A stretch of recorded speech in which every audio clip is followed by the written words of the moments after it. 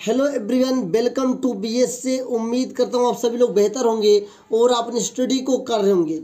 और जहाँ तक साथियों जितने भी लोग हैं अपनी स्टडी को बहुत बेहतर तरीके से करिए। ये नागरिक शास्त्र के पार्ट्स को मैं लेकर के आ गया हूँ। मतलब कि जो आपका सामाजिक विज्ञान का पेपर, एसएसटी का पेपर होने वाला है, उसमें साथियों सामाजिक विज्ञान में नागरिक शास्त्र जिसे सिविक्स बोलते हैं, उसका एक पार्ट है। उसके बहुत ही महत्वपूर्ण बहुविकल्पीय प्रश्नों को मैं लेकर के आ गया हूँ।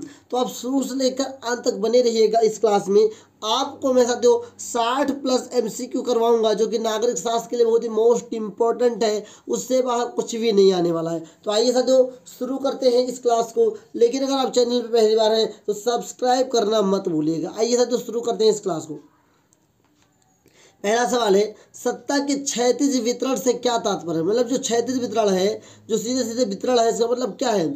सत्ता का संघीय वितरण, सत्ता का अलगाववाद वितरण, कार्यपालिका, व्यवस्थापिका तथा न्यायपालिका के बीच सत्ता का बंटवारा, या केंद्र और राज्य सरकार के बीच सत्ता का बंटवारा।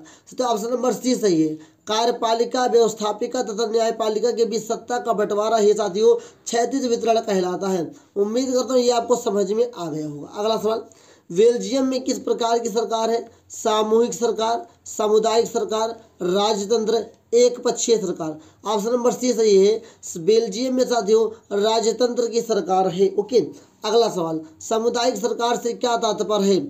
नंबर 1, जब पूरा समाज मिलकर शासन का संचालन करता हो, जब सत्ता का बंटवारा विभिन्न सामाजिक समूहों में हो, बहुकार्यपालिका वाली सरकार हो, मंत्रियों की सामूहिक जिम्मेदारी वाली सरकार हो। ऑप्शन नंबर साथियों बी सही है। जब सत्ता का बंटवारा विभिन्न सामाजिक समूहों में हो तब साथियों सामुदायिक सरकार का कहलाता है। ओके। अगला सवाल, श्रीलंका स्वतंत्र राष्ट्र कब बना? मतलब श्रीलंका जो है स्वतंत्र राष्ट्र कब बन गया? ऑप्शन नंबर ए 1947 में, 1950 में, 1948 में, 1945 में। ऑप्शन नंबर सी सही है। 1948 में साथियों श्रीलंका एक स्वतंत्र राष्ट्र बन गया था। अगला सवाल, क्वेश्चन नंबर 5, श्रीलंका ने 1956 में किस भाषा को कानून बनाकर एकमात्र राजभाषा घोषित किया? Option number A singly, Tamil, Bengali, Punjabi. Option number A सही साथियों सिंगली। सिंगली को श्रीलंका ने 1956 में साथियों कानून बनाकर एकमात्र भाषा घोषित कर दिया। ओके। अगला, श्रीलंका में निम्नलिखित में से कौन सा समूह अल्पसंख्यक है? मतलब जिसकी कम संख्या मानी गई है। नंबर 1 तमिल, ईसाई, सिंघली, मुस्लिम। सर तमिल। ऑप्शन नंबर से तमिल। श्रीलंका में तमिलों की जो संख्या है अल्पसंख्यक है। सर अल्पसंख्यक मतलब होता है तो जिसकी संख्या कम से कम हो। ओके। अगला सवाल, क्वेश्चन नंबर 7, बेल्जियम की सामुदायिक सरकार में निम्नलिखित में से किसके मध्य सत्ता में साझेदारी है? ऑप्शन नंबर ए विभिन्न सामूहिक समूहों के मध्य, सामाजिक समूहों के मध्य, शासन के विभिन्न अंगों के मध्य, केंद्र और राज्य सरकार के मध्य, राज्य सरकार और समुदाय सरकार के मध्य। तो साथियों ऑप्शन नंबर ए सही है। विभिन्न सामाजिक समूहों के मध्य साथियों बेल्जियम समुदाय सरकार में निम्नलिखित के सत्ता साझेदारी कौन करता है? विभिन्न सामाजिक समूहों के मध्य। ये प्रश्न देख लीजिए, इसी तरीके से इसको ले सकते हैं।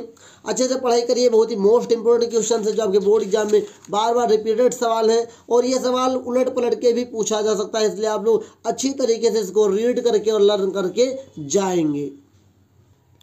सर क्वेश्चन नंबर 8 लिखा हुआ है, श्रीलंका में निम्नलिखित में से कौन सा बहुसंख्यक वर्ग है? ऑप्शन नंबर ए तमिल, ईसाई, सिंघली, मुस्लिम। तो ऑप्शन नंबर सी है सिंघली। लेकिन इसी सवाल को दो तरीके से पूछ लिया। अभी मैंने पिछली बार भी बताया, पिछले पेज पर, यहाँ पर भी बता रहा हूँ। एक ही सवाल को 2-3 बार पूछ सकता है, 2-3 तरीकों से पूछ सकता है, बट आपका आंसर सेम रहेगा। अगला सवाल, बेल्जियम कहाँ स्थित है?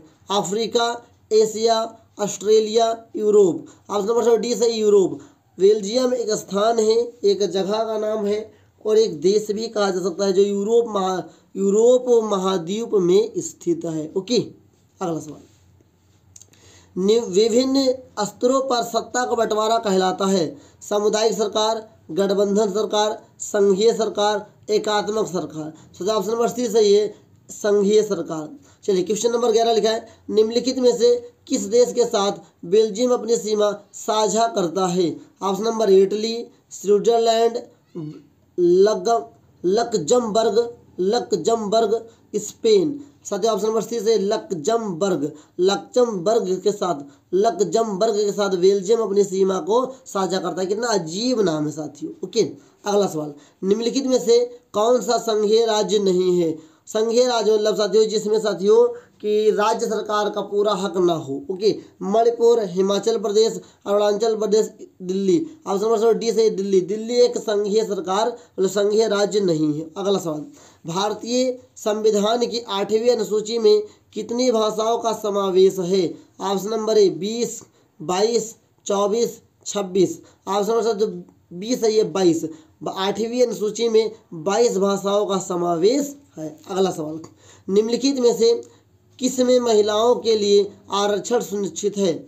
नंबर 1 विधानसभाओं में, लोकसभा में, पंचायती राज संस्थाओं में, राज्यसभा में। ऑप्शन नंबर सी सही है, पंचायती राज संस्थाओं में साथियों महिलाओं के लिए आरक्षण का सुविधा है। अगला सवाल, भारत में पंचायती राज की स्थापना हुई थी 1980 में, 1990 में, 1992 में, 2004 में। तो 1992 में पंचायती राज की स्थापना हुई थी। अगला सवाल, संविधान में उल्लेखित 3 सूचियों में से निम्नलिखित में से कौन सा विषय समवर्ती सूची में शामिल है? शिक्षा, कृषि, पुलिस, सुरक्षा। तो मेरे प्यारे साथियों ऑप्शन नंबर ए सही है, शिक्षा। शिक्षा साथियों कहाँ सम्मिलित है? ये साथियों समवर्ती सूची में एक हिस्सा बन के रह गया है। अगला सवाल साथियों, ग्रामीण स्तर पर संचालित प्रशासन को क्या कहते हैं? स्थानीय प्रशासन, पंचायत, ग्राम सभा, ग्रामोदय। ऑप्शन नंबर से तो 20 है ये पंचायत। संचालित प्रशासन जो ग्राम स्तर पे होता है उसे पंचायत कहते हैं। उम्मीद करता हूँ अभी तक जो मैंने 17 प्रश्न बताया है वो आपको समझ में आ गया होगा। अपना अगला सवाल है साथियों, संघात्मक शासन प्रणाली में अधिकारों का विभाजन होता है केंद्र एवं राज्यों के मध्य, एक राज्य एवं एक राज्यों के मध्य, मतलब एक अन्य राज्यों के मध्य, व्यवस्थापिका एवं कार्यपालिका के मध्य, व्यवस्थापिका एवं न्यायपालिका के मध्य। तो ऑप्शन नंबर ए सही है, केंद्र एवं राज्यों के मध्य। अगला सवाल, निम्नलिखित में से कौन सा संघीय राज्य नहीं है? मणिपुर, त्रिपुरा, हिमाचल प्रदेश, जम्मू कश्मीर। साथियों जम्मू कश्मीर साथियों संघीय राज्य नहीं है। मैंने आपको बताया कि संघीय राज्य किसे नहीं कहते हैं या किसे कहते हैं? संघीय राज्य उसे कहते हैं जिसका शासन साथियों राज्य सरकार के फुल सपोर्ट में होता है। और साथियों संघीय शासन हुआ नहीं होता है, संघीय राज्य हुआ नहीं होता है जो साथियों केंद्र शासित प्रदेश होते हैं। ओके, अगला सवाल है, निम्नलिखित में से क्या राज्य की सूची का विषय नहीं है? पुलिस, कृषि, सिंचाई, मुद्रा। तो मुद्रा राज्य की सूची का नहीं है। अगर राज्य की सूची का विषय होता तो प्रत्येक राज्य में मुद्रा अलग अलग चलती, लेकिन प्रत्येक राज्य में मुद्रा अलग अलग नहीं चलती हैं, लेकिन प्रत्येक राज्य में मुद्रा सेम चलती है। जो भारत में होता है वही मुद्रा चलता है। ओके, लिखा है। अगला सवाल, भारतीय संघ में अवशिष्ट शक्तियाँ किसको प्राप्त है? राज्य, संघ, दोनों को, इनमें से कोई नहीं। तो ऑप्शन नंबर बी सही है, संघ को। समवर्ती सूची से संबंधित विषय नहीं है शिक्षा, वन, उत्तराधिकार, विदेशी मामले। तो विदेशी मामले समवर्ती सूची के विषय नहीं है। अगला सवाल, संविधान के अनुसार सरकार, भारत सरकार के राजभाषा है या भारत के राजभाषा है हिंदी, उर्दू, संस्कृत, अंग्रेजी। ऑप्शन नंबर ए से हिंदी।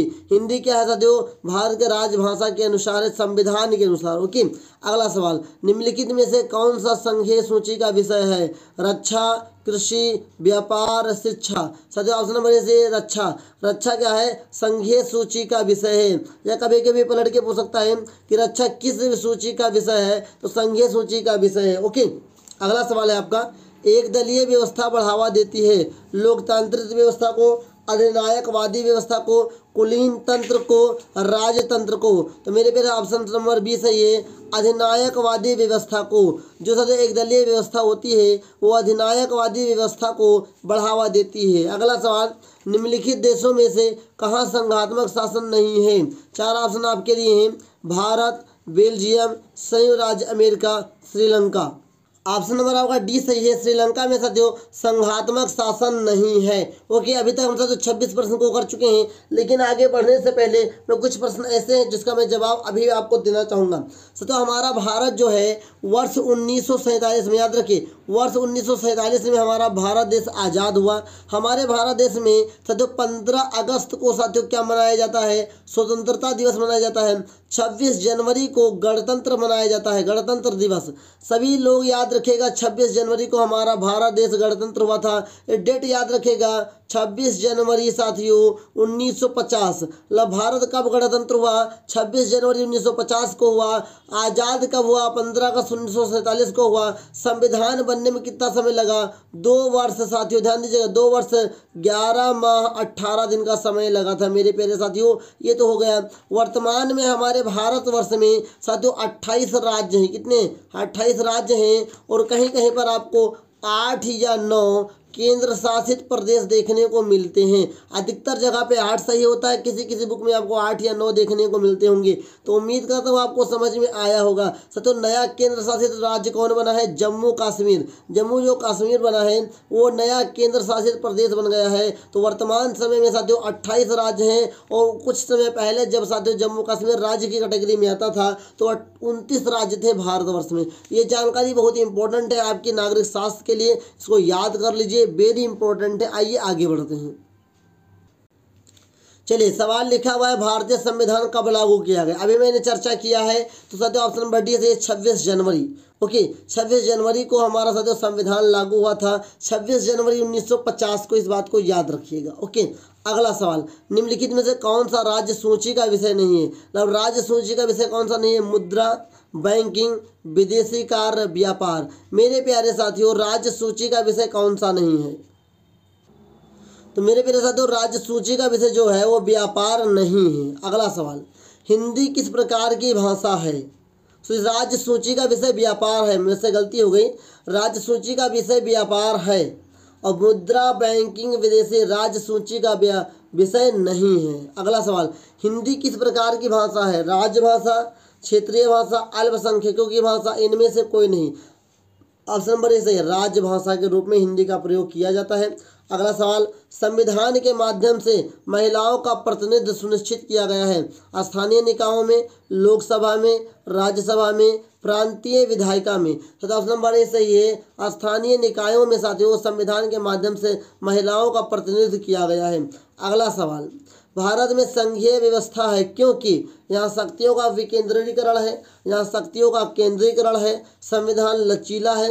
उपयुक्त में से कोई नहीं। तो ऑप्शन नंबर ए सही है, यहाँ शक्तियों का विकेंद्रीकरण है। ओके, अगला सवाल, भारतीय संविधान में भाषाओं को किस सूची में रखा गया है? ऑप्शन नंबर 3, 5वीं, 8वीं, 12वीं। तो ऑप्शन नंबर सी सही है, 8वीं सूची में रखा गया है। किसको? भाषाओं को साथियों भारतीय संविधान में 8वीं सूची में रखा गया है। अगला सवाल, भारतीय संविधान के बारे में निम्नलिखित में से कौन सा कथन गलत है? गलत को दूसरे शब्द में आपके एग्जाम में पूछ सकता, असत्य है। क्या है? असत्य है या सत्य नहीं है। ओके, तो यह धर्म के आधार पर भेदभाव की मनाही करता है, ये तो सही है।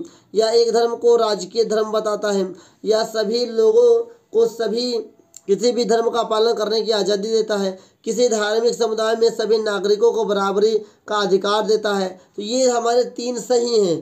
कौन? पहला, तीसरा, चौथा सही है, बट 5वां इसके हिसाब से गलत है। गलत को छांटना था, इसलिए इसके प्रश्न के अनुसार ऑप्शन नंबर बी सही होगा। ओके, अगला सवाल हमारे पास है, निम्नलिखित में से कौन सा शासन का अंग नहीं है? कौन सा अंग शासन का अंग नहीं है? ओके, ध्यान से समझिएगा।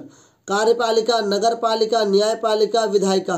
सतो नगर पालिका जो है वो शासन का अंग नहीं होता है। ओके, अगला सवाल, भारत में संविधान की दृष्टि से कौन सा कथन सही है? भारत में संविधान की दृष्टि से कौन सा कथन सत्य है, मतलब सही है? अब देखिए मैं आपको कथन दिखाने जा रहा हूँ। 4 कथन आप सभी के समक्ष हैं। सनातन भारत की राजकीय धर्म है। अल्पसंख्यकों को उनकी जनसंख्या के अनुरूप प्रतिनिधित्व। धर्म के आधार पर भेदभाव का अभाव। ईसाइयों को विशेष अधिकार। तथा ऑप्शन नंबर सी सही है, धर्म के आधार पर भेदभाव का अभाव। साथियों अभाव का मतलब यहाँ पर भेदभाव नहीं होता है संविधान के अनुसार। ओके, अगला सवाल, भारत में लोकतांत्रिक विकेंद्रीकरण हेतु किया गया संवैधानिक प्रावधान है। महिलाओं का संसद में प्रतिनिधित्व, स्थानीय स्वशासन निकायों को संवैधानिक दर्जा तथा नियमित चुनाव, न्यायपालिका को स्वतंत्रता, केंद्र तथा राज्यों के कार्यों का वर्गीकरण। ऑप्शन नंबर बी सही है, स्थानीय स्वशासन निकायों को संवैधानिक दर्जा तथा नियमित चुनाव। अगला सवाल है, महिलाओं के समाज में बराबरी की मांग के आंदोलन को क्या कहा जाता है? महिला मुक्ति आंदोलन, नारीवादी आंदोलन, स्त्री शक्ति, स्त्री शक्ति, इनमें से कोई नहीं। साथियों ऑप्शन नंबर साथियों 20 है ये नारीवादी आंदोलन। नारीवादी आंदोलन को ही साथियों समाज में भारतीय महिलाओं को बराबरी के अंग कहा गया। ओके, अगला सवाल, भारत की विधायिका में महिला प्रतिनिधियों का अनुपात क्या है? बहुत ही कम, बहुत अधिक, एक समान, इनमें से कोई नहीं। साथियों बहुत ही कम। आज आप लोग देखते होंगे अगर 100 पुरुषों की संख्या है नेतागिरी में तो बहुत ही कम महिलाएं होंगी जो साथियों उसके सापेक्ष में तुलना में होंगी। मतलब कि आज भी साथियों विधायिका में साथियों मतलब विधायिका बोले तो सरकार में महिलाओं की संख्या कम है। ओके, अगला सवाल, गांधी जी की मान्यता थी कि राजनीति डॉट डॉट स्थापित मूल्यों से निर्देशित होनी चाहिए। धर्म द्वारा, राजनीति द्वारा, अध्ययन द्वारा, शिक्षा द्वारा। साथियों धर्म द्वारा। गांधी जी का कहना था कि जो भी राजनीति हो वो धर्म के द्वारा होनी चाहिए। इससे क्या होगा, धार्मिक चीज़ों को बढ़ावा मिलेगा। साथ ही साथ साथियों कोई धर्म एक दूसरे के ऊपर भेदभाव का लड़ाई नहीं करेगा। सर्वधर्म अपने धर्म को बचाने में लगे रहेंगे। अगला सवाल, धर्म ही सामाजिक समुदाय का काम करता है, यह मान्यता किस पर आधारित है? धर्म पर, संप्रदाय पर, समुदाय पर, सांप्रदायिकता पर। ये जो धर्म पर आधारित है, क्या है? धर्म पर आधारित है। ओके, अगला सवाल साथियों, धर्मनिरपेक्ष राज्य में है क्या होता है? धर्म का कोई स्थान नहीं, एक राष्ट्र एक धर्म में विश्वास, केवल बहुसंख्यक धर्म वर्ग के धर्म को मान्यता, सभी धर्म को समान समझना। ये सही है। अगर धर्मनिरपेक्ष राज्य है तो जितने भी धर्म होंगे सभी को बराबर हिस्सा मिलना चाहिए, ये कहता है धर्मनिरपेक्ष राज्य। अगला सवाल आपके सामने है कि भारत में यहाँ औरतों के लिए आरक्षण की व्यवस्था है। भारत में यहाँ औरतों के लिए आरक्षण की व्यवस्था कहाँ पे, ये हमको बताना है। ऑप्शन आपके सामने है।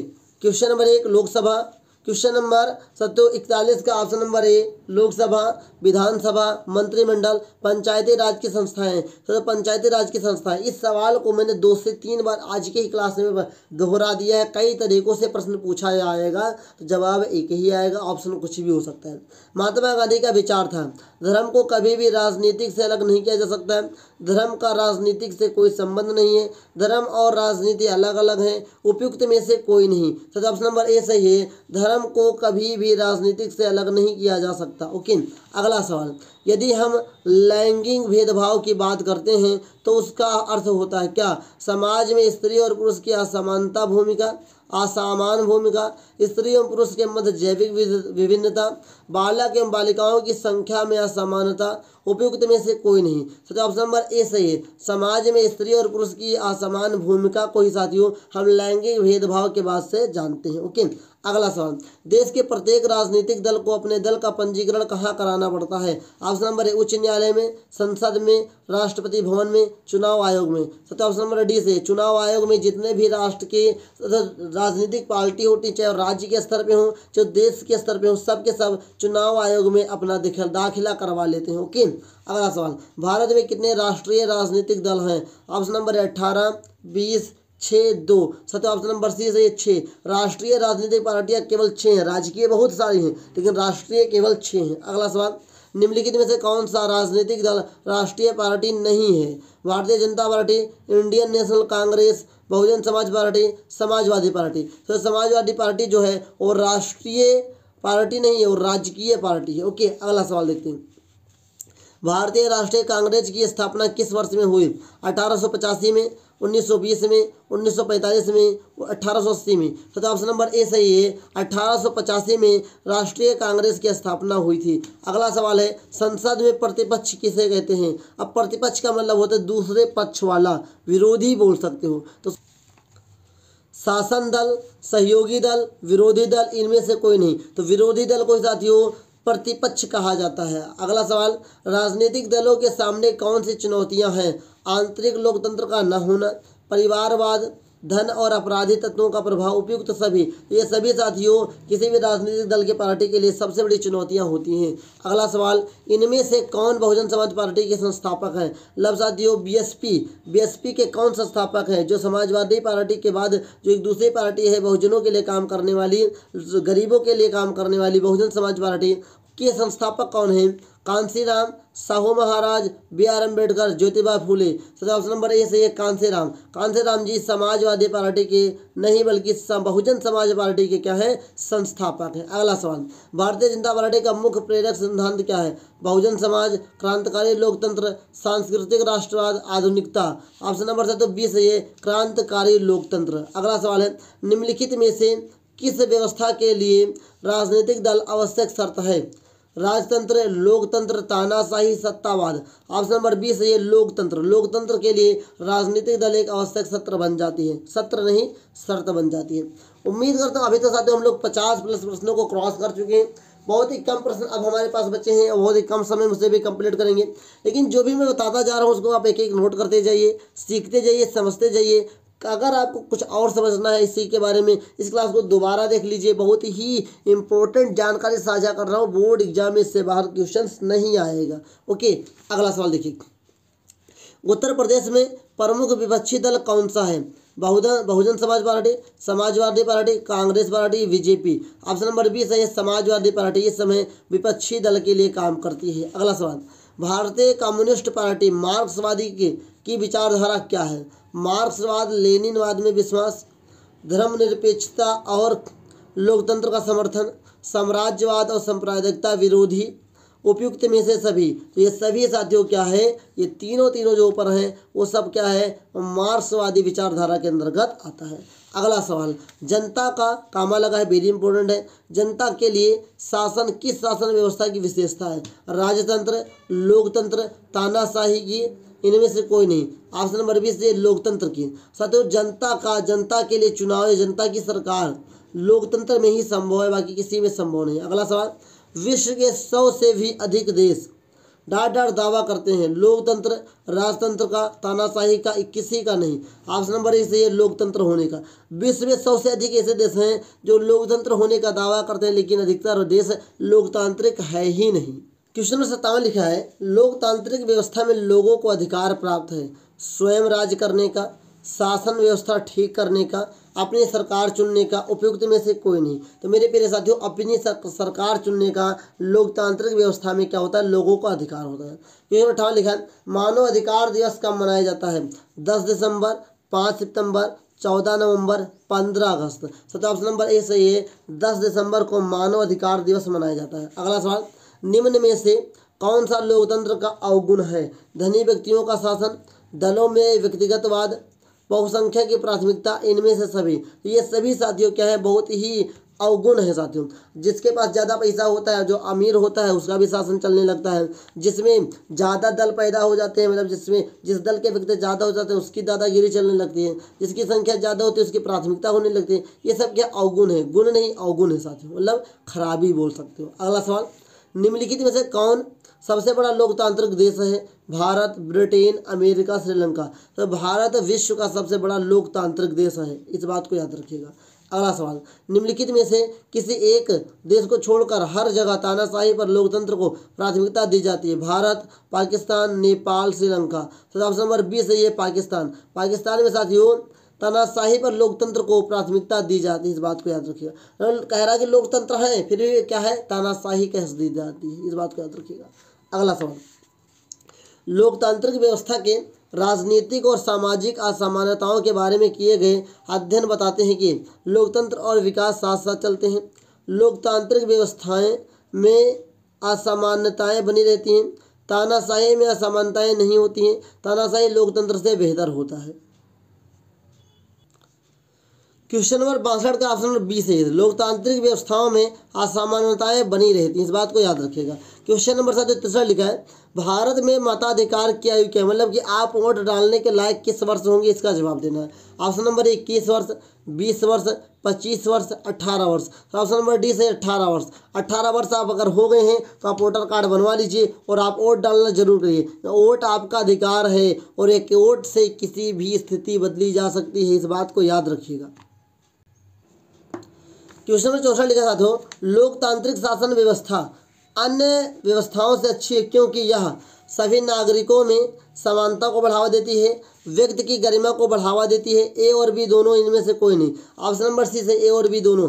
साथियों, जहाँ पर लोकतंत्र होता है वहाँ पे सभी लोगों को समानता बढ़ावा मिलता है और व्यक्ति की गरिमा भी बढ़ने लगती है, इसलिए ऑप्शन नंबर सी सही है। क्वेश्चन नंबर 15 लिखा है, निम्नलिखित में से किसका संबंध लोकतंत्र से नहीं है? जनमत, राजनीतिक दल, उत्तरदायी शासन, बहुसंख्यकों का शासन। ऑप्शन नंबर डी सही है, बहुसंख्यकों का शासन। ये लोकतंत्र से साथियों कोई संबंध नहीं रखता है। अगर लोकतंत्र में ये आ गया तो मतलब लोकतंत्र है ही नहीं। ओके, अगला सवाल, निम्नलिखित में से कौन लोकतंत्र से संबंधित है? वैध शासन, पारदर्शी शासन, उत्तरदायी शासन, इनमें से सभी। इनमें से सभी साथियों सही है। और जो लोकतंत्र होगा उसमें क्या होगा? वैध शासन होगा, मतलब सही से शासन होगा। पारदर्शी शासन मतलब सभी को न्याय मिलेगा। उत्तरदायी शासन मतलब सभी को जवाब देने के लायक होगा। अगला सवाल, लोकतंत्र का प्रमुख गुण निम्नलिखित में से कौन सा है? देशभक्त की भावना, राष्ट्र चेत का निर्माण, प्रगतिशील सरकार, इनमें से सभी। ऑप्शन नंबर डी से इनमें से सभी। इनमें से सभी मतलब कि जो लोकतंत्र होगा वो देश के बढ़ावे के लिए काम करेगा, लोगों को आगे बढ़ाने के लिए काम करेगा, राष्ट्र के निर्माण में काम करेगा और राष्ट्र चरित्र का निर्माण करेगा। ये सारी बातें क्या है? लोकतांत्रिक होती हैं। उम्मीद करता हूँ जितना मैंने आपको 67 प्लस मतलब 67 था, 60 प्लस का मेरा वादा था, मैंने आपको पूरा किया सिविक्स के अंदर। इससे बाहर कोई भी प्रश्न नहीं आएगा, मेरी पूरी गारंटी है। सिविक्स के अंदर इससे बाहर क्वेश्चन आ ही नहीं सकता मेरे प्यारे साथियों। अगर आपने जितना भी मैंने क्वेश्चन बताया 60 प्लस जो भी क्वेश्चन बताया है सिविक्स के अंदर उसको अच्छे तैयार कर लेते हैं तो याद रखिए बोर्ड एग्जाम 2025 में साथियों आपका सिविक्स का एक भी क्वेश्चन नहीं छूटेगा अगर आपका कॉन्सेप्ट क्लियर होगा। तो उम्मीद करता हूँ आज की क्लास से आपने सीखा होगा। और अभी तक मैंने साथियों हिस्ट्री, भूगोल, ज्योग्राफी जिसे बोलते हैं आप लोग, सिविक्स मतलब नागरिक शास्त्र, अभी तक साथियों मैं लगभग 200 प्रश्न करवा चुका है एमसीक्यू। और इसके बाद एक क्लास और आएगी एमसीक्यू जिसमें बताऊंगा अर्थशास्त्र के बारे में। तो सभी क्लास को देख करके तैयार कर लीजिए। बोर्ड एग्जाम 2025 में साथियों सामाजिक विज्ञान का पेपर बहुत ही बेस्ट जाएगा। बस आप अच्छी तरीके से प्रयास करिएगा, बहुत ही बेहतर होगा। मिलेंगे नेक्स्ट क्लास में, तब तक के लिए साथियों जय हिंद, वंदे मातरम साथियों।